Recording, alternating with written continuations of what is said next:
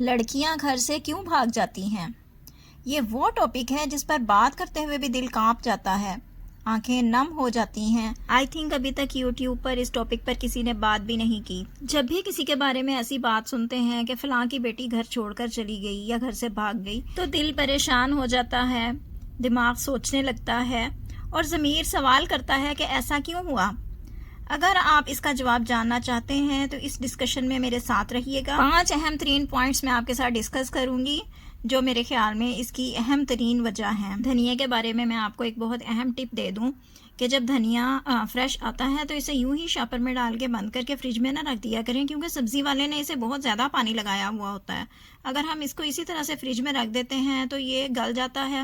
آپ دیکھ سکتے ہیں کہ اس کے اندر تھوڑے تھوڑے سے گلے ہوئے پتے بھی ہوتے ہیں تو جو بعد میں باقی کے دھنیا کو خراب کرنے کا کام کرتے ہیں۔ تو جب بھی آپ دھنیا بازار سے لے کر آئیں تو کوشش کیا کریں کہ اسے صاف کر کے کاٹ کے رکھ لیں۔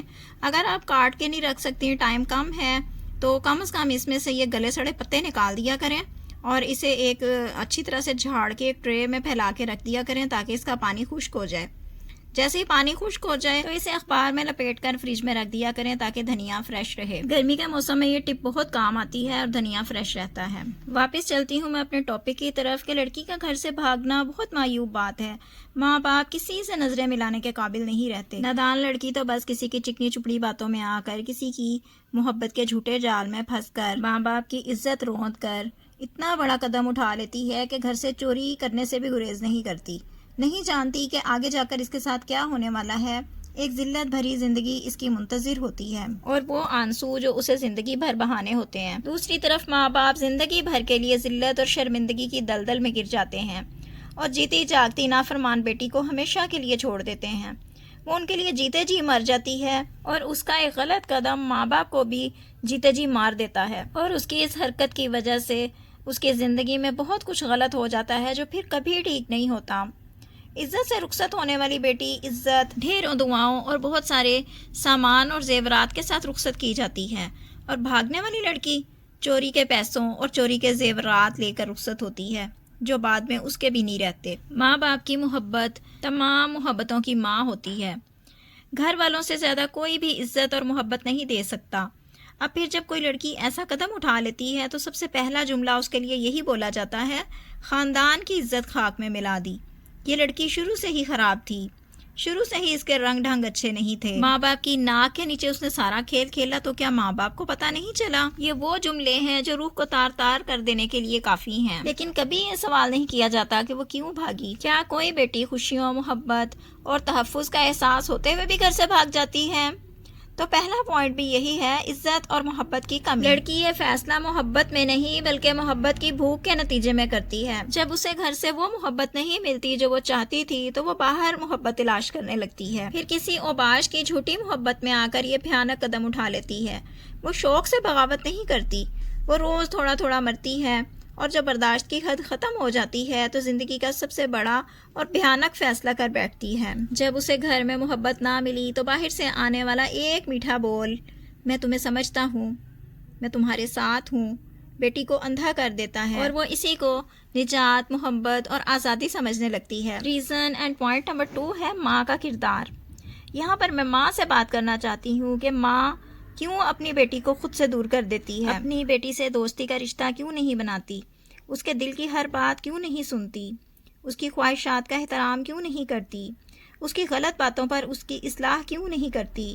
ایک ماں جو خود قربانی کی مثال ہے، لیکن کبھی وہی ماں انجانے میں اپنی بیٹی کے دل میں خاموشی سے خوف اور فاصلے بھر دیتی ہے، اسے اچھی تربیت سے محروم کر دیتی ہے۔ کھل کے ہنسنے پر پابندی، زیادہ بولنے پر پابندی، ہر بات میں تانے بازی، لوگوں کی اچھی بیٹیوں کی مثالیں دینا، بیٹے کو بیٹی پر ترجیح دینا اور کہنا کہ یہ تو میرا بڑھاپے کا سہارا ہے، تم تو بیاہ کر دوسری گھر چلی جاؤ گی، اس لیے میں اس کے لاڈ اٹھاتی ہوں، تم خواہشات اگلے گھر جا کر پوری کرنا، میں تو کھل کر اپنے بیٹے کے ارمان پورے نہیں کر سکتی تو تم پر کیا خرچ کروں۔ وہ تعریف جو گھر سے ملنی چاہیے تھی جب وہ باہر سے ملتی ہے کہ تم بہت اچھی ہو، تم بہت خوبصورت ہو، تم پھول کی طرح ہو، میں تمہاری بہت قدر کروں گا، یہ چیزیں لڑکی کو باغی بنا دیتی ہیں۔ اس لیے اے ماؤں، اپنی بیٹی سے پیار کیجیے، وہ آپ ہی کا عکس ہے۔ اپنی بیٹی کو خود سے خود ہی بدزن مت کریں، اور نہ خود اس سے بدگمان ہو۔ ریزن اینڈ پوائنٹ نمبر 3 ہے بیٹے کی شادی کا غلط فیصلہ۔ اس میں بھی 2 طرح کی سچویشنز ہیں، یا تو بیٹے کی عمر نکلی جا رہی ہوتی ہے اور والدین اس کی شادی کے بارے میں نہیں سوچتے، یہ خواہش بھی بھوک اور پیاس کی طرح ہوتی ہے۔ اگر گھر والے بر وقت فیصلہ نہ کریں، بیٹے کی شادی میں دلچسپی ظاہر نہ کریں، تو بھی لڑکیاں اس طرح کے غلط قدم اٹھا لیتی ہیں، اپنی اور اپنے ماں باپ کی عزت پر بات کر بیٹھتی ہیں۔ اس لیے میں ماؤں سے کہوں گی کہ جیسے ہی بیٹی مناسب ایج تک پہنچ جائے تو اپنی عاقل بالغ بیٹی کو مشورے میں شامل کر کے اس کی شادی کے بارے میں سوچیں۔ دوسرے یہ سچویشن بھی ہوتی ہے کہ والدین بیٹی کی مرضی جانے بغیر ہی اس کی زندگی کا فیصلہ اس کی مرضی کے خلاف کرنے کی کوشش کرتے ہیں۔ یہ ضروری نہیں ہوتا کہ وہ کسی کو غلط طریقے سے ہی پسند کرتی ہو، لیکن پھر بھی اس کی شادی کا فیصلہ کرتے وقت اس کی پسند ناپسند کا ضرور خیال رکھیں کہ اسے کس طرح کے انسان پسند ہیں، عادتوں کے لحاظ سے، مزاج کے لحاظ سے اس کی کس طرح کے لوگوں سے بان و نبھ سکتی ہے۔ یعنی کف کا خیال رکھیں جس کا حکم اللہ اور اس کے رسول نے بھی دیا ہے۔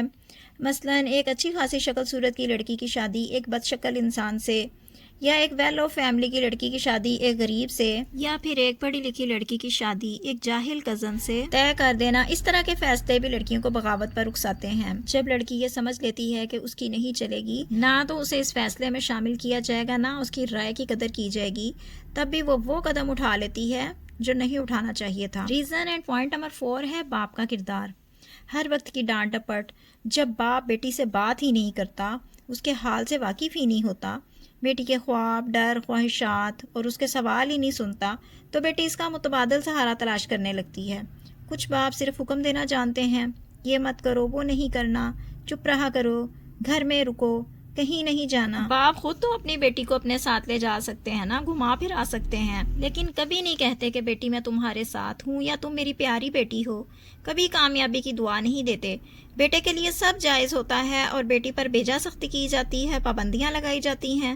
یہ دوہرا معیار بیٹی کے دل میں مایوسی اور بغاوت پیدا کرتا ہے۔ کچھ باپ سمجھتے ہیں کہ بیٹی سے زیادہ بات کرنا اسے زیادہ فری کر دے گا۔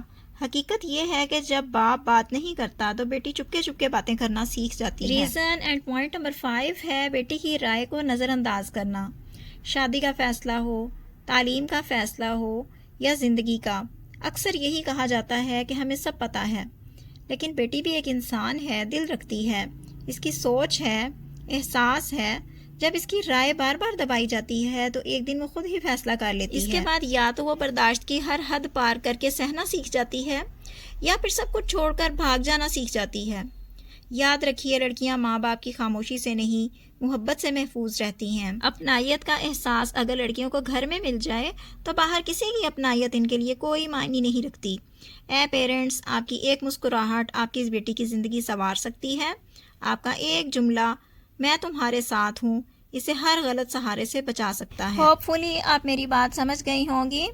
اگر آپ نے اس ڈسکشن میں میرا یہاں تک ساتھ دیا ہے، ویڈیو کمپلیٹ واچ کی ہے، تو تھینک یو سو مچ۔